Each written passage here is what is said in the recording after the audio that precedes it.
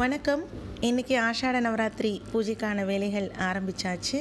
முதல்ல மஞ்சள் தடவுன மனைப்பலகையில் அழகாக பிள்ளையார் சொல்லி போட்டு தாமரைப்பூ கோலம் மகாலட்சுமி தாயாருக்கு ரொம்ப பிடிச்சது, எனக்கும் ரொம்ப ரொம்ப பிடிக்கும்.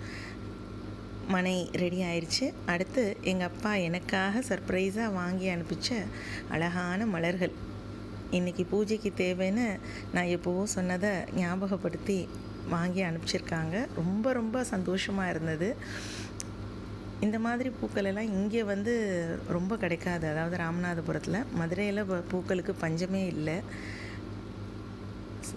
சம்மங்கி மலர்கள், அரளி, தாமரை, செவ்வந்தி இப்படின்னு ஏராளமான மலர்களை அப்பா அனுப்பிச்சி வச்சுருந்தாங்க. ஆக்சுவலாக இப்போது செவ்வந்தி பூ சீசனே இல்லை. ஆனாலும் அந்த மலர்களை பார்க்க ரொம்ப ரொம்ப சந்தோஷமாக இருந்தது. அது மட்டும் இல்லாமல் அழகாக அரும்பான முல்லைப்பூவும் இருந்தது. அதையும் அம்பாளுக்கு நம்ம கையாலேயே தொடுத்துக்க போட்டால் அது ஒரு சந்தோஷம் இல்லையா? எப்போதுமே பூஜைக்கு எனக்கு வெளியில் மாலைகள் வாங்குறத விட வீட்டில் தொடுக்கிறது ரொம்ப பிடிக்கும். அன்றாடமும் எங்கள் கோவிலுக்கும் சரி, தினம் பூ தொடுக்கிறது எனக்கு ரொம்ப ரொம்ப பிடிச்சமான ஒரு விஷயம். அதோட அம்பாளுக்கு பிடிச்ச எலுமிச்சம்பழம் மாலை அதையும் தயார் பண்ணியாச்சு. அதோட கிளிப்பும் நான் ஆட் பண்ணியிருக்கேன், பாருங்கள். இப்போது அம்பாளுடைய முகம், அம்பாளுக்கு கம்மல், திருநீற்றுப்பட்டை எல்லாம் அனுபவிச்சாச்சு. ஜெகஜோதியாக இருக்காங்க. கை கால் எல்லாத்துக்கும் கயிறெல்லாம் கட்டி ரெடி பண்ணிட்டேன். முதல் கடவுள் விநாயக பெருமானுக்கு மஞ்சள் பிடிச்சி வச்சு முதல் மரியாதை செஞ்சாச்சு.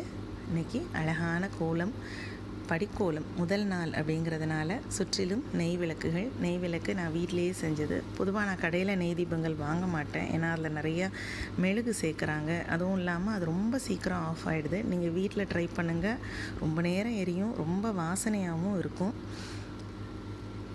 மனையில் வாராகி அம்மாவை உருளியுடைய சென்டரில் அமர்த்தி சுற்றிலும் 8 விளக்குகள், அஷ்டவராகியாக இன்றைக்கி அம்மா எழுந்து இருக்காங்க.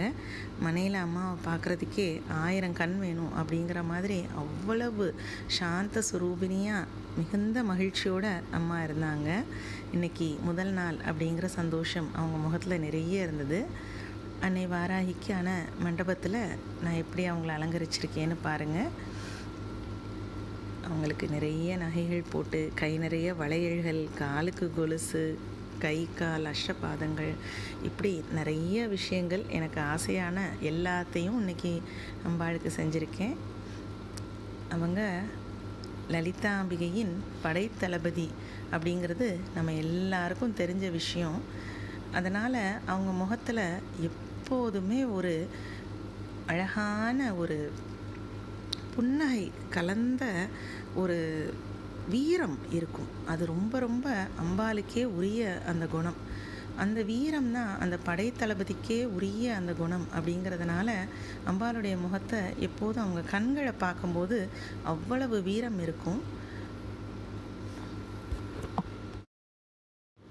மகாமேருக்கான அர்ச்சனை செய்யப்பட்டது. அதனால் மகாமேருடைய காட்சியும் நான் ஆட் பண்ணியிருக்கேன்.